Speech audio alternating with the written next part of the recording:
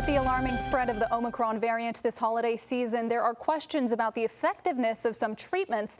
Plus, are the symptoms of Omicron different than other variants? Let's ask the doctor. We're joined now by our expert, Dr. Anthony Cardillo, CEO of Mend Urgent Care and an ER physician. As always, thank you for joining us, even on a holiday, doctor. Well, there's growing concern about the effectiveness of monoclonal antibody treatments against Omicron. Two of the main treatments appear to be impacted by Omicron, and a third one that's expected to remain effective against it may be in limited supply. So will we still need them with the newly authorized COVID pills?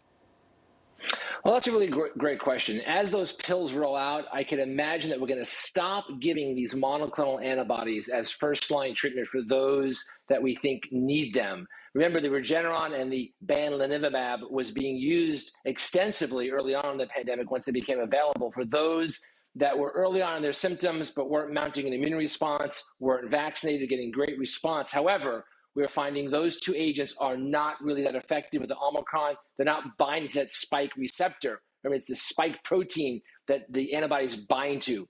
So now we have this third agent, the sotrovimab right now, and that one appears to work against the Omicron. We'll still have that in our possession. However, like you said, now that we have the Pfizer antiviral protease inhibitor, that's going to be our go-to drug as people coming in that are not hospitalized but are still infected, and we want to get a jump on them. So we'll see what happens as this rolls out, but I definitely think we're going to be transitioning to that Pfizer medication.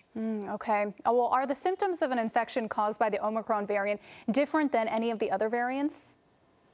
Well, they're certainly less severe. We know that you're going to have typical fever, sore throat, runny nose, body aches, headache. You may have the loss of taste and smell, although not as much with the variant. Interestingly, one of the symptoms we're finding is just loss of appetite. 100% loss of appetite. Kind of hard during the holidays, but we're seeing that with Omicron. People just do not want to eat. They become anorexic, so to speak. They have loss of total appetite. We're seeing that as a early symptom in the Omicron.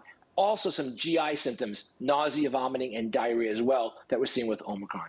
All right. Well, our viewer question is from Juana in Rancho Cucamonga, and Juana says she's planning a Christmas dinner with 17 people, 3 of whom haven't been vaccinated.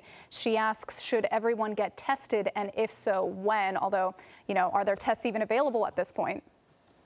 That's a great question. I know the clinics are working really diligently right now to get as many people tested as possible for these Christmas gatherings. And I'll tell you, all day today, we've been identifying positives, unfortunately, and people have been canceling parties.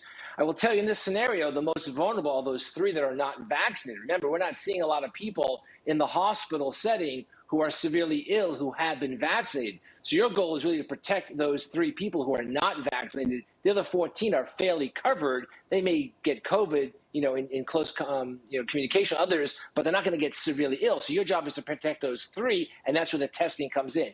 If you can get tested today with a lab-based PCR for everyone, all 17, that would be optimal. Second choice would be a rapid PCR today or tomorrow, if you can, for any of those 3 participants and the other 14.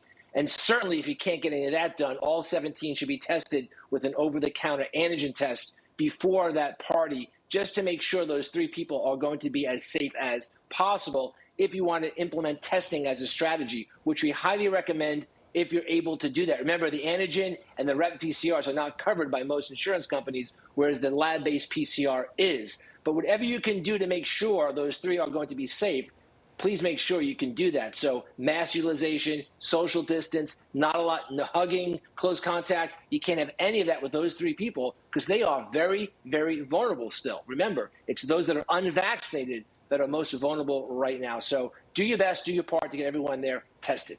Hello, I'm Mark Brown. Get more great ABC7 content by clicking the subscribe button for our YouTube channel and download the ABC7 Los Angeles streaming app on Fire TV, Android TV, Apple TV, and Roku to watch on your TV.